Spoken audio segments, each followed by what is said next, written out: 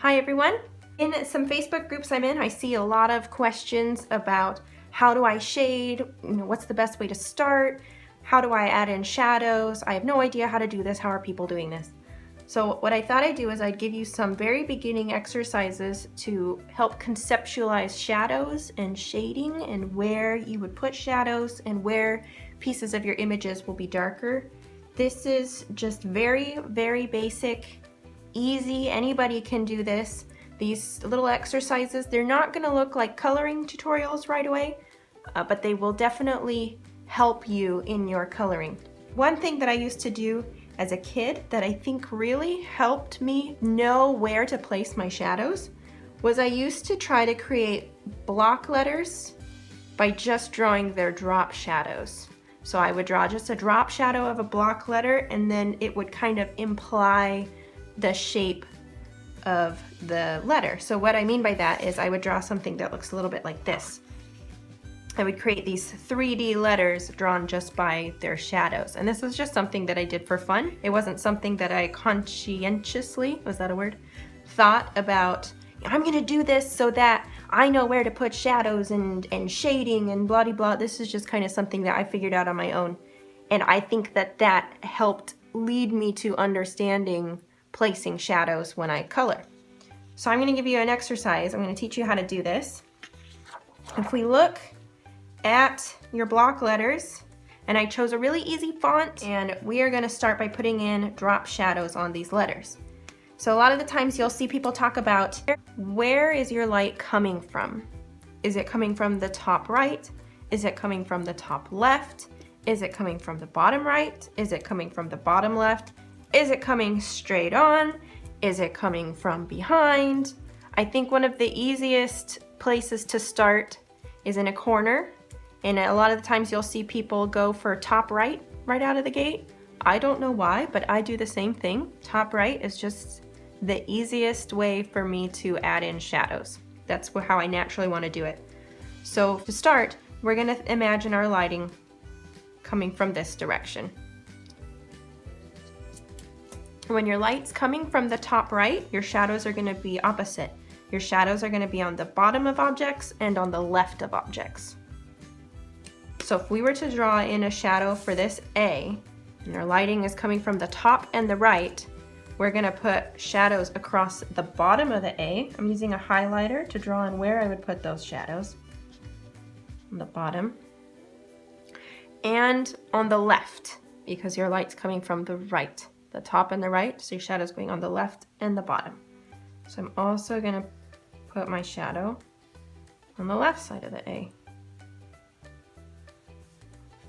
So you're going to look at each line of the A. There's 3 strokes in an A. I'm putting my shadow on the left side of this stroke. I can't really put it on the left side of this stroke. There's no left to put it on. I'm also putting it on the left side of this stroke. So you see that here. And I've put it across the bottom in every case. I'm going to skip some of these curvy letters for now. We're going to go to another straight letter. So let's look at E. Just to kind of solidify this idea of left and bottom, because my light is coming from the top and the right. So I'm going to go into the bottom and draw my bottom shadows. And then I'm going to go along the left side of the letter. And this is the only stroke where there's a left side open. So if I were to draw this without the block letter there, above here, I would have the left, and you have to kind of visualize that block letter. I would have the bottom, go across the bottom here, and across the bottom here. I can make that a little taller just to give the illusion of more thickness. If I go on the F, I'm going to go on the left, bottom, bottom, bottom. And if I were to draw that up here, left, bottom, bottom, bottom. Okay, let's look at some curvy letters. These are a little more tricky, but they're really not that bad. Let's go for the D. So I'm going to go left. I also have a left side of this stroke here and a bottom. So I'm going to connect that. I'm going to connect this bottom and the left. When I get to about here, I'm going to stop because now it's kind of becoming the top of that stroke. So I'm going to go the bottom and the left, and I'm going to kind of just curve it away so it kind of disappears. I don't want to go in here. I don't want to go right there because that's the top. I'm going to go the bottom down here and curve it up because that's becoming sort of the right of that stroke. Okay, so the curvy ones are a little more tricky, but you're still thinking left and bottom. So you're thinking left, bottom, left, disappear. You can bring this down a bit further if you've gone too low with that. And then bottom, and then kind of disappear. You'll get a tiny bit of overlap right here. Same thing with C. Left, bottom. Kind of make it disappear before it becomes part of the right side of the stroke. Bottom, left, bottom. And then there's a little bit of left just right there. So always thinking bottom, left, bottom, left, bottom, left.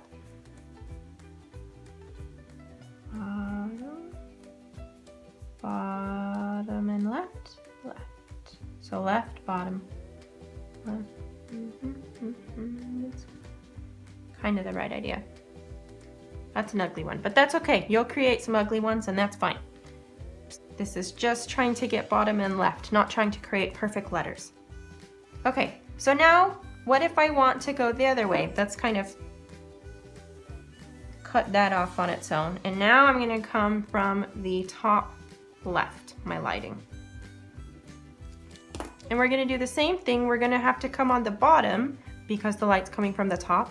But this time we're going to put our shadow on the right because the light's coming from the left. So we're going to go right, right, right, and then bottom, bottom, bottom, bottom. H's are nice and easy. I's are nice and easy. We're going to go left, bottom. I'm sorry, right, right, right, not left. We're going to go right, bottom, and kind of curve it to disappear. And then we're going to come on the right. So I hope this makes sense. If you were coming from the bottom right, your lighting, then you would put your shadows on the top. So let's go with the T because that's a nice easy square letter. We'll go top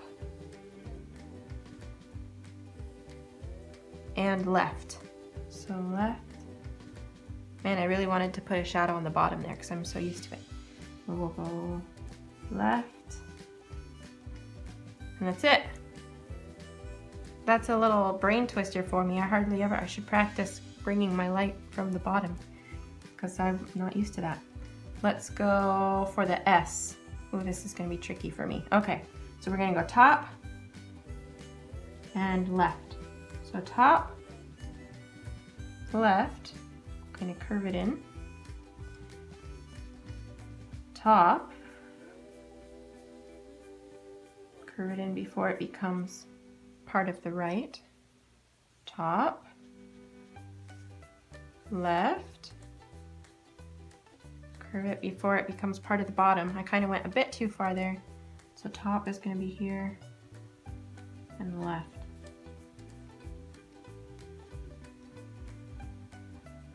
This is good for me. I'm remembering how difficult this was when I first started trying to do this. Okay, so what you're going to do with this is I would just type something up, print it out, and go practice your top right, your top left, your bottom, however you want to create your light coming from. I think this is the easiest way to start. That's most lighting sources and most pictures that I've seen use that source, so that might be the one you want to start with. And you're just going to go around and do what we did on these printed letters, and then try to go in on your own, and you can look at the letters as a reference to try to create just the shadows. And the more you practice it, the easier this will become.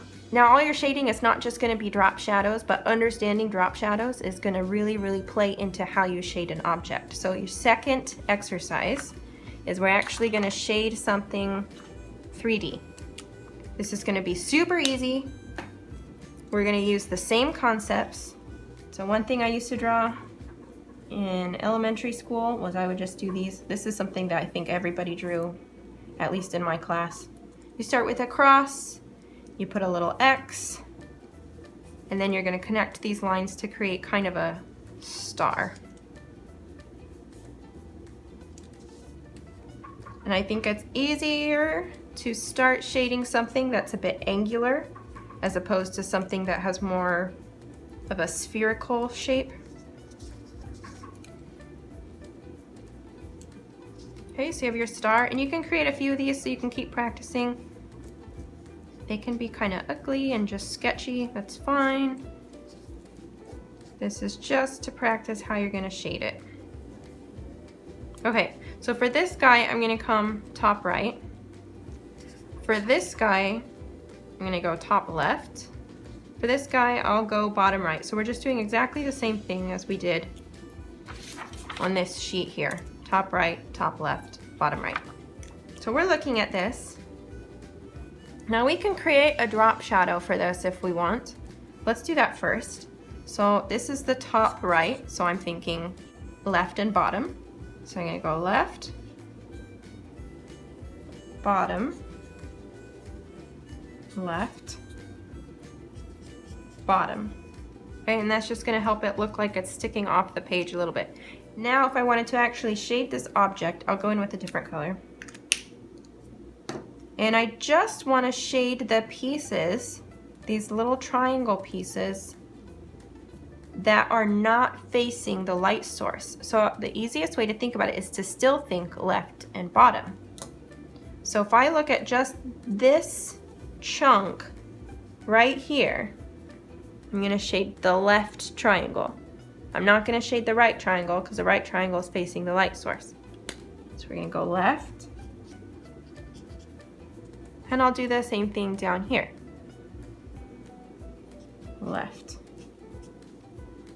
Now I'm going to look at this and I'm going to go for the bottoms. So if I look at this one, I'll shade the bottom one.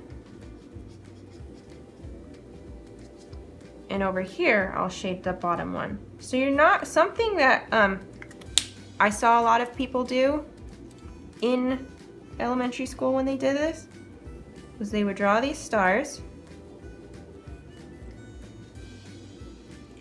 and then they would shade every other one. They'd start here and go next, next, next. That's not a real lighting source. You don't know where the light's coming from. It's not correct to shade every other one. You're gonna have a corner where two of them are dark and a corner where two of them are light. If we were coming from the top left, then we would put it in on the right, on the right, on the bottom, and on the bottom. Okay, and coming from the bottom right, we are gonna think our shadow's gonna be on the left and the top. So we're gonna put it in the left, left, top, top. So these might seem really simple and they might seem a little bit pointless right now, but I think that doing this and creating drop shadows, even though I wouldn't say that you use a lot of drop shadows in a coloring page, I think being able to create drop shadows is going to help you shade 3D objects. So this is just part one of a series where I'm going to help a very newbie beginner learn how to shade their images, and I think understanding this concept is going to be really helpful when it comes to shading a more spherical, more 3D object. So hopefully this becomes easier for you. If it's a challenge, that's okay. Getting used to this is going to make it much easier to tackle your coloring pages. So print out an easy font, try to create these drop shadows using different light sources, try creating your letters using just drop shadows. Draw these really, really easy 3D-ish star shapes and practice shading which sides are going to be the shadow and which sides are going to be the highlight. You can add a drop shadow on these if you want, so this would be bottom right. It's going to be just exactly where you put those darker shadows. Let me know if you have any questions in the comments. Let me know if I didn't explain anything clearly. Let me know if this was just totally rambly and not helpful. And I will do my best to clarify anything that needs clarifying. Have a good day, guys.